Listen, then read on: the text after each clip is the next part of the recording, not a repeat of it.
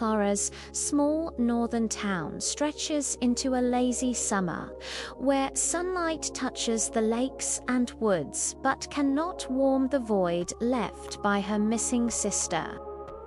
Days drift with slow certainty, each one blending into the next, measured only by the uncertain hum of worry and whispers among neighbors. Clara wanders the quiet streets and fields, noticing details no one else sees: the ripple of water along a creek, the flutter of curtains in empty windows, the way the wind carries rumors she isn't meant to hear. At home, her mother sits tense, voice tight with suppressed panic, scanning each mailbox and every passerby, hoping for a glimpse, a note, any sign of her daughter. Clara learns to tiptoe around her mother's grief, filling the silence with small rituals, watering the garden, keeping the house tidy, and watching the road. The town itself seems to hold its breath. Storefronts and porches stand still, waiting, as though even the buildings understand the fragile thread upon which this family hangs. Through Clara's eyes, every sound, every movement is a question. The mail carrier's steps echo like a metronome, counting down a future she cannot yet see. Her solitude sharpens her perception, teaching her to notice patterns and absences alike. In this summer of waiting, Clara discovers the strange alchemy of hope mixed with fear, a quiet tension that fills the air, dense and invisible, shaping her childhood in ways she cannot name. Clara's days are measured in careful observation. Every movement of neighbors, every hushed conversation becomes part of the puzzle of her sister's disappearance. She notices the small anomalies: a door left slightly ajar, footprints in mud that shouldn't be there, shadows that seem to linger longer than natural. Her imagination fills the void where adults cannot offer explanation, and she constructs stories of what might have happened, alternating between hope and dread. She climbs trees to see farther down the winding roads, listens to the wind for distant voices, and records in her mind the minutiae that adults overlook. The town becomes both playground and prison, a space where she must navigate her fear while feeding her curiosity. Clara's resilience is quiet but formidable. She learns to manage the gnawing anxiety that her mother cannot address, discovering small strategies to calm herself: a deep breath, tracing patterns in the frost on windows, or counting leaves along the creek. Even in moments of play, there is an edge of vigilance. Clara's laughter carries undertones of tension.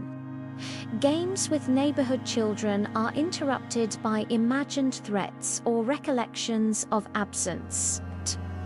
In her watchful world, danger is not always external but embedded in silence, in the unspoken, in the slow erosion of certainty.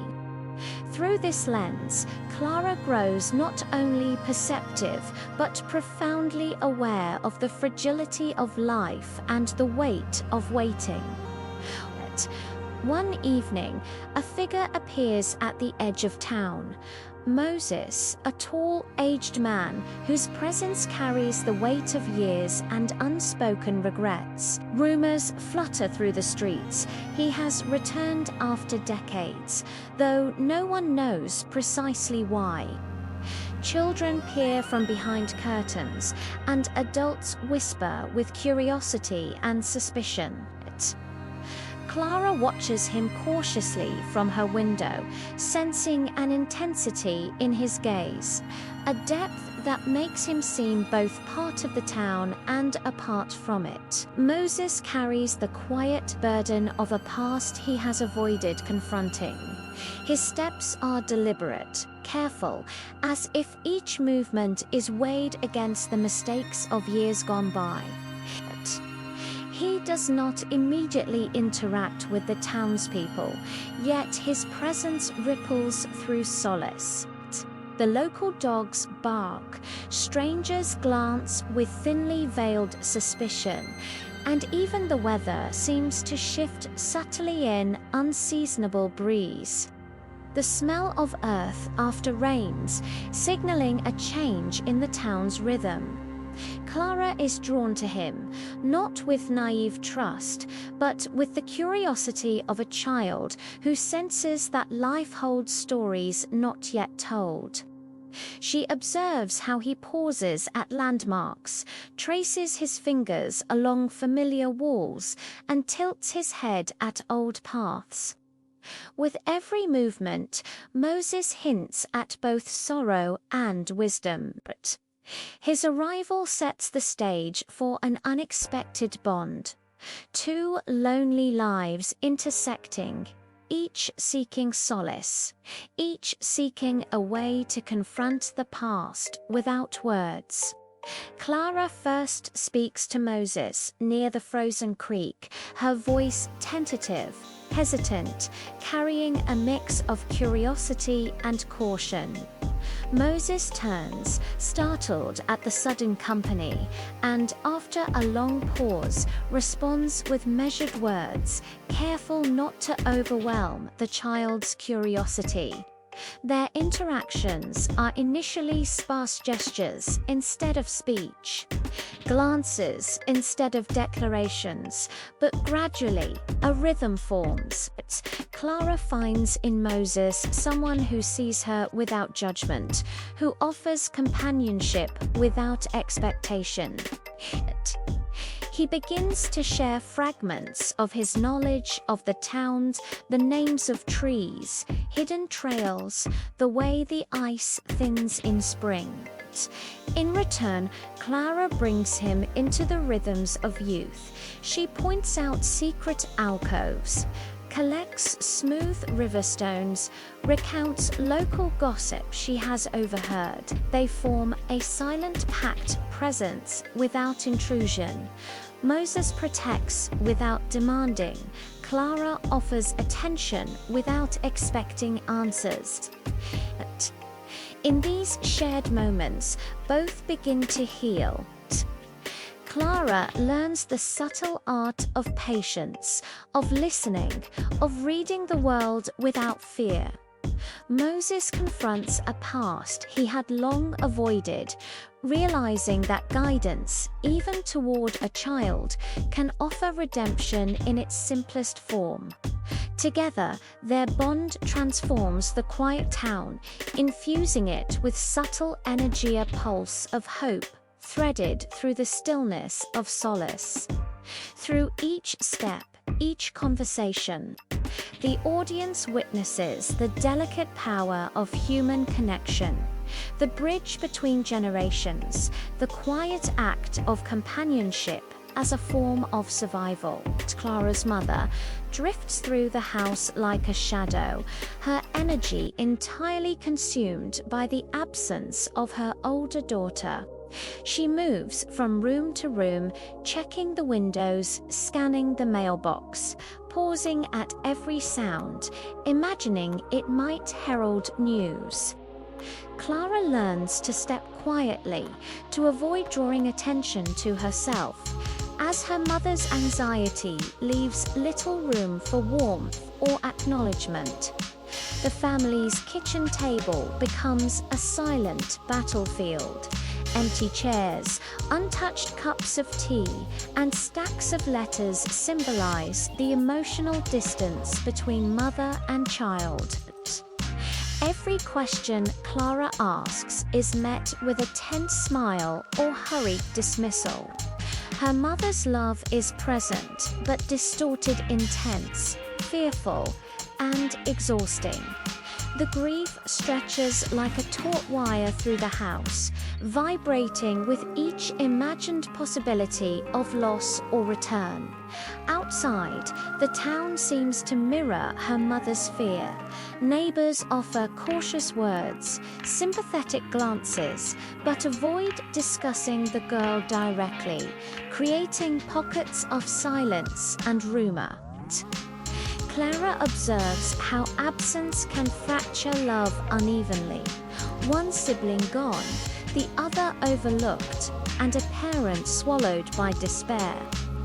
Even in small gestures, pouring a cup of coffee, wiping a counter, Clara senses her mother's distraction. Through this lens, the story shows the delicate strain of family bonds under pressure.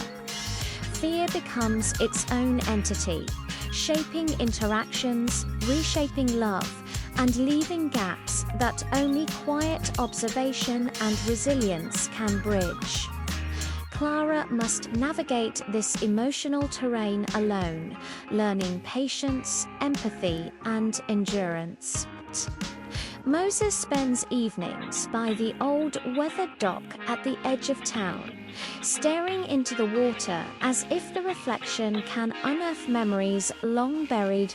Clara, curious and brave, watches him from a distance, sensing that the man carries stories heavier than words.